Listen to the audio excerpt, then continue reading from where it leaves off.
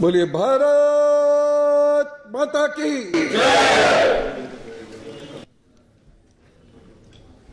मैं राष्ट्र नायक चंद्रशेखर आजाद जी के चरणों में प्रणाम करता हूं और इस आहुति दिवस पर हम उनके जीवन से कुछ सीख सकें, अपने जीवन में कुछ उतार सकें, इस कामना के साथ मैं कुछ आपसे बात करना चाहता हूं। सबसे पहले मैं याद करना चाहता हूं अपने वीरों के बलिदानों को, प्रणाम करता हूं उन्हें, नमन करता हूं उन्हें, सर झुकाता हूं उनकी शान में। मंच पर उपस्थित आदरणीय श्री विनोद जी, आदरणीय श्री मग्गू जी, श्री जितेंद्र मणि त्रिपाठी जी,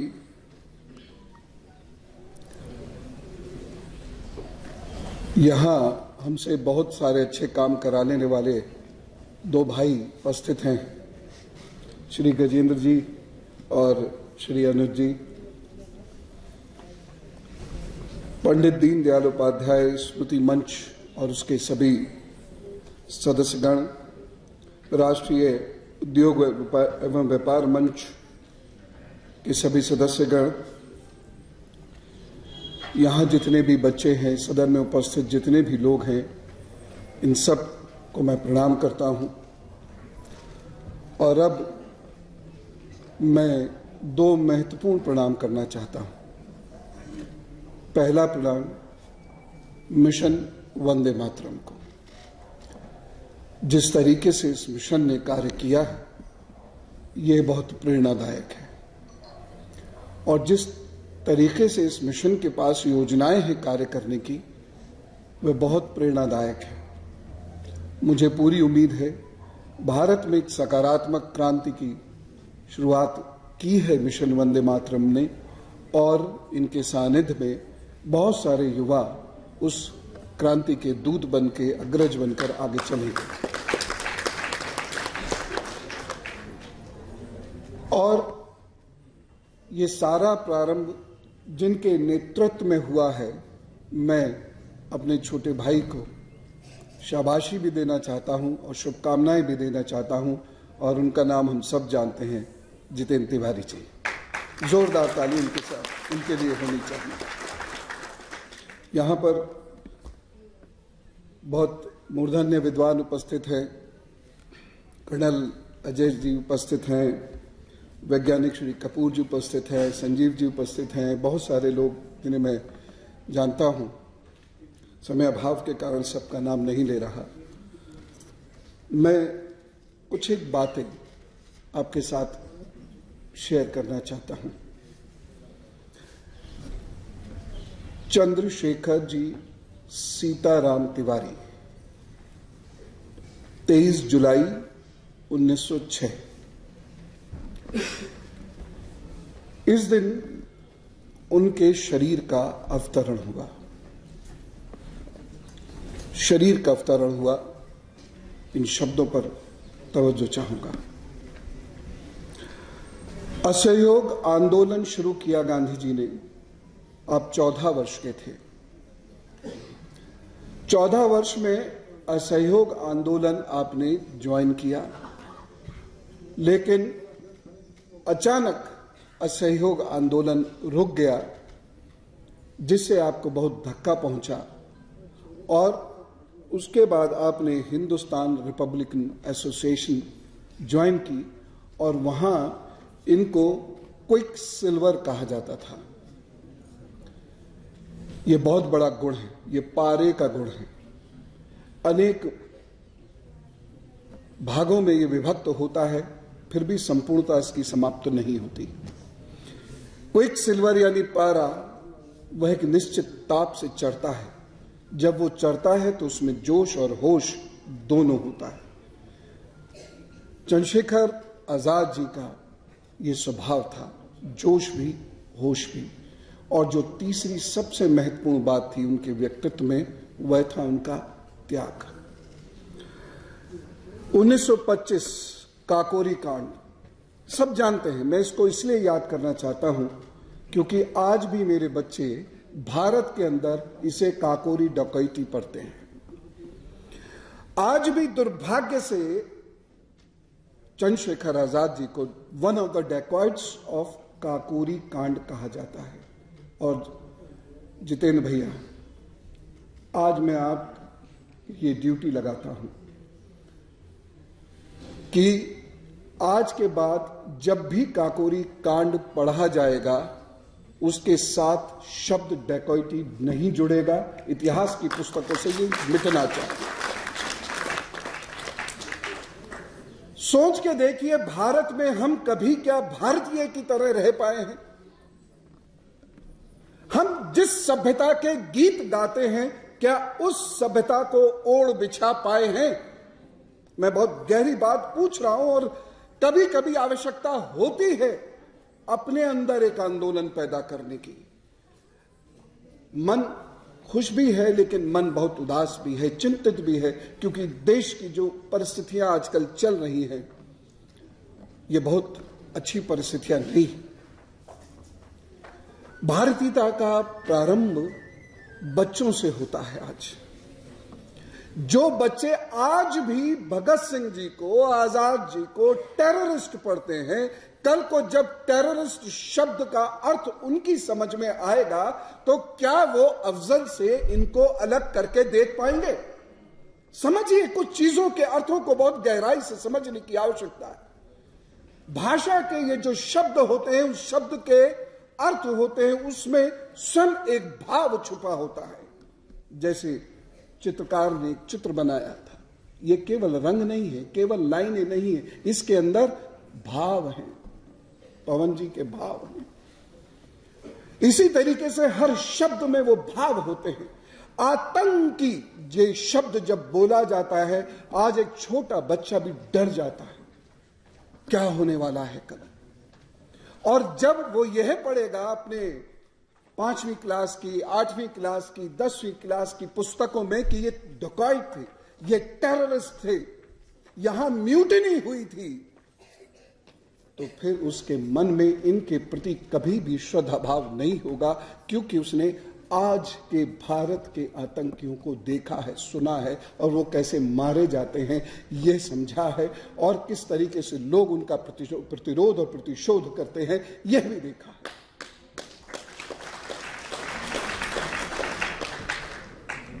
सैंडर्स का कातिल आज भी उनको कहा जाता है।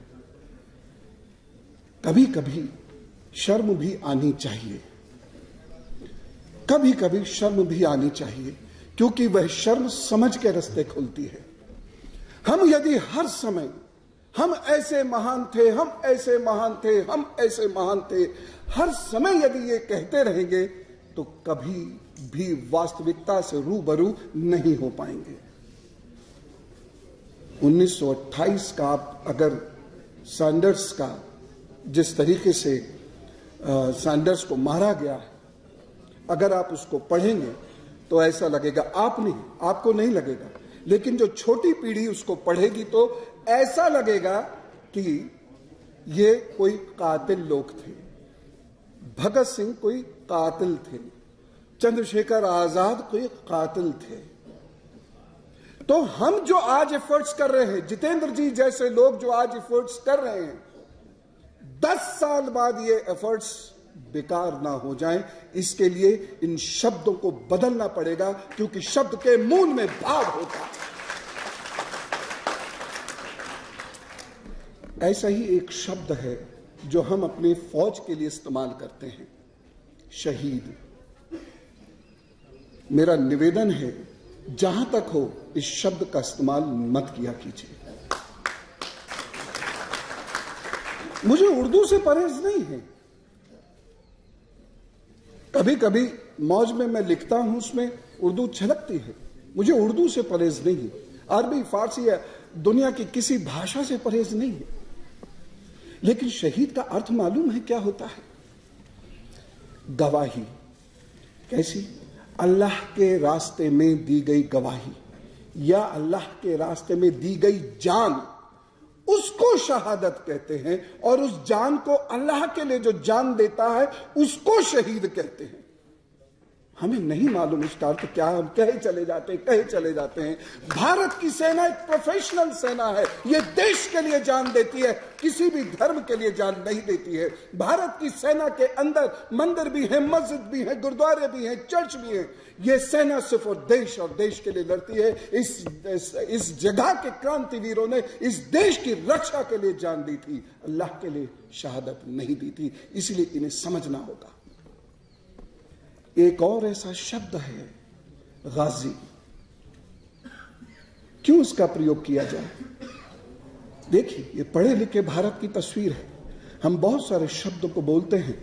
मुझे तो अक्सर शर्म आती है गाजियाबाद कहने में, गाजीपुर कहने में। इसका अर्थ मालूम है क्या है? कहना पड़ता है, सरकारी व्यवस्था है। लेकिन काफिरों को मारने वाले व्यक्ति की उपाधि है गाजी।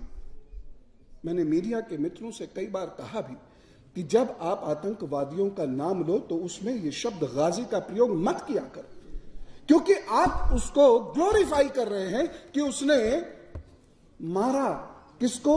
काफिरों को। कौन काफिर? हिंदू। आप समझिए शब्द की गहराई को। ऐसे बहुत सारे शब्द होंगे जिनके बारे में मुझे और आपको नहीं पता होगा और हम उसका अनजाने में प्रयोग करते होंगे। लेकिन जब आज के बच्चों को और युवाओं को यह पता चलेगा ये शब्द क्या है, तो वो शब्द भले ही ना बदले। शहीद भी कहां बदला गया इतने वर्षों में? वो शब्द नहीं बदलेगा। वो दरअसल वास्तव में जो वीर गति को प्राप्त हुए लोग हैं उनके प्रति अपने भाव बदल देगा। 5 साल पहले का वक्त याद कीजिए, कितने कार्यक्रम होते थे वीरों के ऊपर। 5 साल पहले का वक्त याद कीजिए। मैं किसी पार्टी के प्रवक्ता के रूप में नहीं बोल रहा हूं। मैं जिस पथ का पथिक हूं उस पर पार्टी होती भी नहीं है। लेकिन क्या आप अपने लोगों के लिए, जिन्होंने इस देश के लिए अपनी जान दी, बलिदान दिया, वीर गति को प्राप्त किया, उनके बारे में हम कितना पढ़ते थे? हमारे मन में उनके प्रति कितनी जागरूकता थी? लगभग ना के बराबर। यह भारत कोई आज से लड़ रहा है। इस भारत की लड़ाई 323 BC से शुरू हुई है और आज तक लड़ रहा है। लगभग 2700 साल ये लड़ा है, जिसमें से 2400 साल की तो सीधी हिस्ट्री है हमारे पास। और उसके बाद 791 से लेकर आज तक तो हमने सिर्फ और सिर्फ युद्ध किए हैं। और वो जो सारे लोग ये कहते हैं कि आतंकी की कोई जमीन नहीं होती, मैं उन्हें बताना चाहता हूं आतंकी की बाकायदा जमीन होती है। आतंकी वहां पर पैदा किए जाते हैं, पाले जाते हैं, भेजे जाते हैं और फिलहाल उस जमीन का नाम है पाकिस्तान। ज्यादा गुडी गुडी होने की जरूरत नहीं है। सत्य को स्वीकारना सीखिए। मैं बात एक और महत्वपूर्ण करना चाहता हूं। हम लोग आजाद जी के बारे में जब बात करते हैं तो सिर्फ उनके बलिदान की बात करते हैं, लेकिन वो कैसा भारत गढ़ना चाहते थे, वो कैसा भारत रचना चाहते थे, जरा इस पर भी सोचना चाहिए। वह सोशलिस्ट थे, मार्क्सिस्ट नहीं थे, सोशलिस्ट थे। वो कम्युनिस्ट भी नहीं थे, सोशलिस्ट थे। इन सभी शब्दों के अर्थ को बड़ी गहराई से समझना होगा। भारत की तरक्की रुकी क्यों? क्योंकि भारत के प्रियम्बल में, भारत के संविधान की प्रस्तावना में सोशलिज्म, समाजवाद जितना बड़ा शब्द बन के उभरा, प्रैक्टिस में यह शब्द कहीं नहीं था। भारत के अंदर पूंजीवाद पनपा और उस समय के भारत के अंदर पूंजीवाद पनपा जब भारत पर धन की कमी नहीं थी, भारत पर भोजन की कमी नहीं थी, भारत पर लेकिन पढ़े लिखे समझदार लोगों की कमी थी। इसलिए कुछ लोगों के पास बहुत सारा धन पनप गया और बाकी लोग भूखे मर गए। आजाद जी इस व्यवस्था को बदलना चाहते थे और यदि हम उनके प्रति अपनी सच्ची श्रद्धांजलि अर्पित करेंगे तो हमें इन शब्दों को समझते हुए इस राजनीतिक व्यवस्था की ओर बढ़ना चाहिए, इस आर्थिक व्यवस्था की ओर बढ़ना चाहिए। आज कोई सैंडर्स नहीं है और न ही आज आपको किसी ट्रेन को लूटने की कोई आवश्यकता है, ना आज आपको असेंबली में बम फेंकने की कोई आवश्यकता है।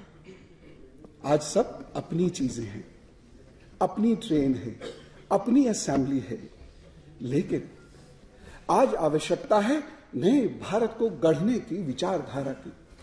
वो बेहद आवश्यक है। उसमें वीरता हो, शौर्य हो, तो अर्थनीति भी होनी आवश्यक है, जिसकी हमने ज्यादा चिंता नहीं करी। इसलिए भ्रष्टाचार पनपता चला गया और इन 5 वर्षों में जब ये स्वाभिमान जागना शुरू हुआ, बल्कि मैं कहूंगा 2010 से जब ये स्वाभिमान जगना शुरू हुआ, तब हमें समझ में आया भ्रष्टाचार क्या होता है और कैसे पनपता है। और समय रहते अगर हमने इसे कंट्रोल नहीं किया, स्थिति अभी भी, हालांकि बहुत इंप्रूवमेंट हुआ है, लेकिन बहुत इंप्रूवमेंट करना है, क्योंकि अभी भी 77% प्रॉपर्टी या असेट्स कहने चाहिए, वो अभी भी 2% से कम लोगों के पास है। अभी भी आप नए भारत, एक समान भारत की गणना अभी नहीं कर सकते, अभी उसे आप नहीं गढ़ सकते, इसमें वक्त लगेगा। अभी तो भारत के सभी दिशाओं के स्कूलों में और यूनिवर्सिटीज में एक कॉमन सिलेबस नहीं पढ़ाया जाता। जो डीयू का, जो जेएनयू का सिलेबस है, वो मेरे नॉर्थ ईस्ट के युवा जन नहीं पढ़ रहे हैं। दक्षिण का जो सिलेबस है, वो कश्मीर के बच्चे नहीं पढ़ रहे हैं। अभी तो भारत को बहुत बेसिक इक्वालिटी की आवश्यकता है। ये आजाद कहते हैं। अब बताइए, आप केवल आजाद जी के व्यक्तित्व का एक हिस्सा समझेंगे तो क्या आप आजाद जी के भारत की रचना कर सकेंगे? नहीं होगा। तो अब करना क्या है? देश के विकास में भागीदारी करना है। अब देश का विकास करने वाले लोग हमारे लोग हैं, हम उनमें से एक हैं, वो हम में से एक हैं। अब वो विदेशी नहीं है, अब वो उपनिवेशवादी नहीं है, वो हमारे इंपीरियल मास्टर्स नहीं है, वो हमारे अपने लोग हैं। और अब उन लोगों का विरोध जरूरत हो तो करें, लेकिन अब उस विकास में हिस्सेदारी करने का वक्त है, उस विकास में भागीदारी करने का वक्त है। यहां पर एक छोटा सा प्रश्न मैं सदन के लिए छोड़ना चाहता हूं। हम जब इतने वीर थे, हम इतने धनी थे, इतनी संपदा के मालिक थे, हमारे यहां एक से एक बड़ा बलिदानी हुआ, हमारे यहां एक से एक बड़े सिद्धांत थे, तो फिर आज ये स्थिति क्यों हुई? ये स्थिति क्यों हुई?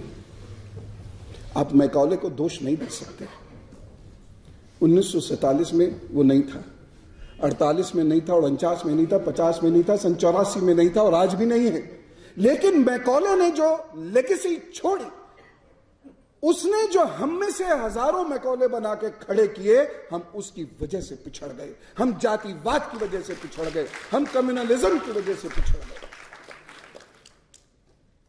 सीना तान के खड़े होना भी भारतीय संस्कृति है। यहां पर हमारे देवताओं के एक हाथ में शास्त्र है, दूसरे में शस्त्र है।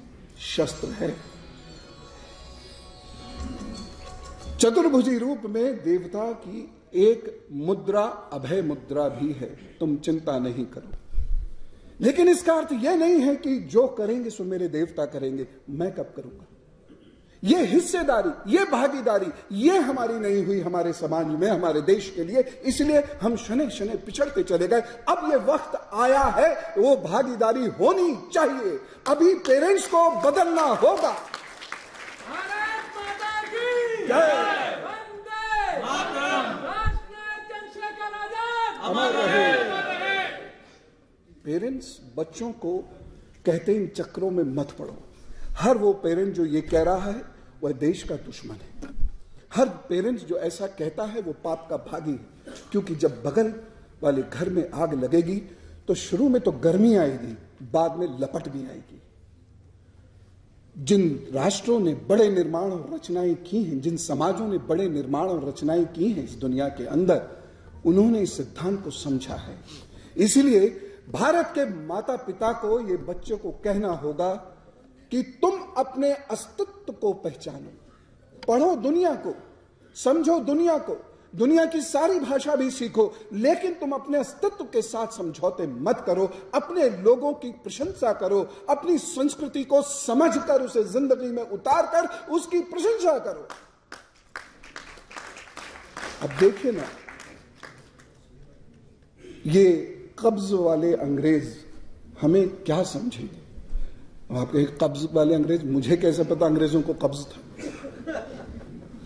अंग्रेज शौचालय को रेस्ट रूम कहते हैं। शौचालय में रेस्ट कौन करता है? जिसे कब्ज है। हमारे लिए वो शौचालय है, एक ऐसी जगह है जहां पर हम तन को शुद्ध करते हैं, स्वच्छ करते हैं, जल्दी जाते हैं और जल्दी आते हैं। और हमारे स्वस्थ होने का ये बहुत बड़ा मापदंड है कि उस जगह जितनी जल्दी जाएं उससे जल्दी आ जाएं।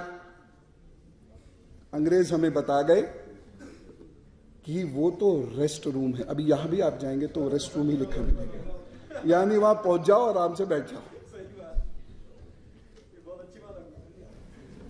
तो ये जो संस्कृतियां पनपी, यह तो कहती हैं कि भारत महान देश है। भारतवासी कहते हैं अंग्रेज महान है। नहीं, भारत ही महान है। भारत के जो कंट्रीब्यूशन है उसको ध्यान से सुनिए, सोचिए, समझिए, पढ़िए और बच्चों को पढ़ाइए, बच्चों को भेजिए। भारत में धूप कभी कम नहीं होगी। भारत की जो स्ट्रेटेजिक लोकेशन है, हमें दुश्मनाई का सामना हर सू करना पड़ेगा, हर युग में करना पड़ेगा। इसलिए अपने बच्चों को धूप में तपने की आदत डाल लीजिए। हर वक्त कमजोरी कमजोरी चिल्लाइए मत, बच्चों को पैम्पर मत कीजिए, उन्हें मजबूत बनाइए। लौह मानवों की अभी कम से कम 100 साल तक रोज जरूरत पड़ेगी।